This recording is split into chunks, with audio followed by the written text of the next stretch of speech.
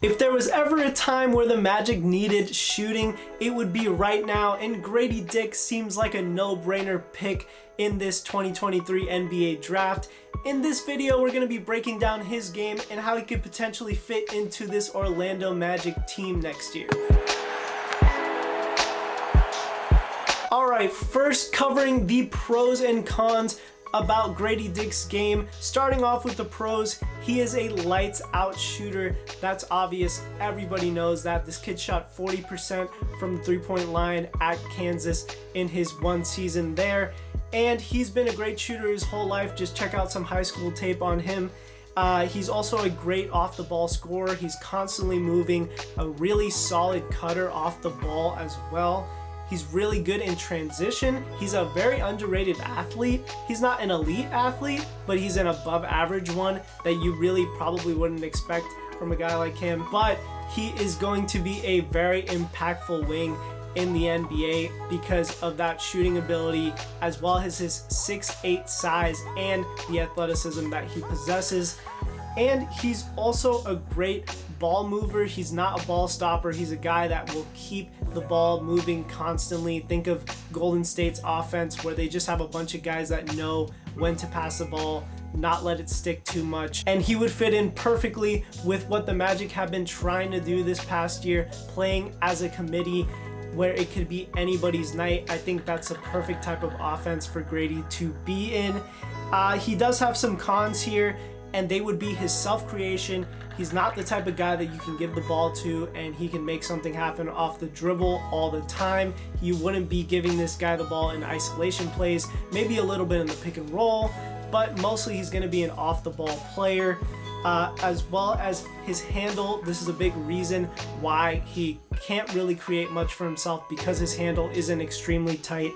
And his speed and slim frame are the others. He's not the fastest player ever. He's solid in transition. He knows when to run, but he's not the fastest. And his slim frame could potentially hurt him on the defensive end in the NBA in terms of guarding bigger wings. He would definitely have to guard some smaller guys, but he might get beat off the dribble a lot if he's guarding smaller guys because he's not the quickest guy out there. I would say that his pro player comparison really comes down to a mix of a more athletic Kevin Huerter, maybe a lesser Klay Thompson. You know, like some type of hybrid mix of those. Obviously, both are great shooters. Both are great at moving off the ball. Klay was a really solid defender when he was healthy and in his younger years when Golden State was winning a lot of championships. Obviously, he's not much that now. I think Grady compares more to Klay now than he does back then. But Klay Thompson, even now, is still a 20-point scorer in the NBA that shoots above 40% from the three-point line. That would be an incredible asset for the Magic to have moving forward and being able to space the floor for the stars on this team. In college, Grady did average 14 points a game, about 5 rebounds, 1.7 assists. He's a better passer than you would think. 44% from the field, 40% from 3, 85 from the free throw line, which shows you that he is definitely a great shooter. Usually free throws are indicators of being a great shooter. And then 1.4 steals a game. He can definitely get in the passing lanes. He's not a weak defender by any means. He definitely has potential to be average there or above average. And then about 1.3 turnovers a game, which shows you that he does not make many mistakes. And then to his fit with the Magic, an immediate role for him would be a shooter and floor spacer off the bench who can play the 2 or 3 positions. He can back up Gary or Suggs depending who starts at the 2 next season, as well as back up Franz Wagner at that small forward spot. I think he would be the perfect guy to have off the bench early in his career as a guy that can just absolutely shoot the ball and potentially give you 10 to 15 points on any given night. And I think he would be a really solid option to play with a guy like Suggs and Cole Anthony, who are constantly getting in the paint and can kick it out to him.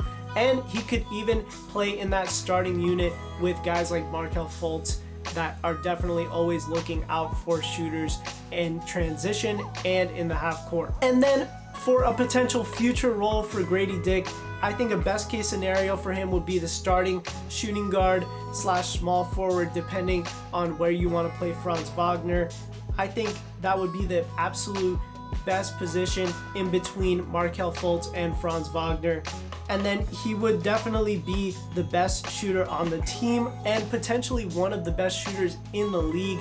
That is the best case scenario for Grady Dick on this Orlando Magic team. I think he could be a no-brainer pick for the Magic if he is still there at one of their picks. And I think he could potentially unlock a part of this team that we have not seen before. So Magic fans, let me know what you think about Grady Dick down in the comments section below. Do you think he would be the pick for the Magic at 6 or 11? And if you think somebody else should be it, please let me know in the comments as well. If you liked the video, please leave a like. It helps out in the algorithm a ton. And please subscribe if you like the content I've been putting out. And most importantly, guys, have a great rest of your day.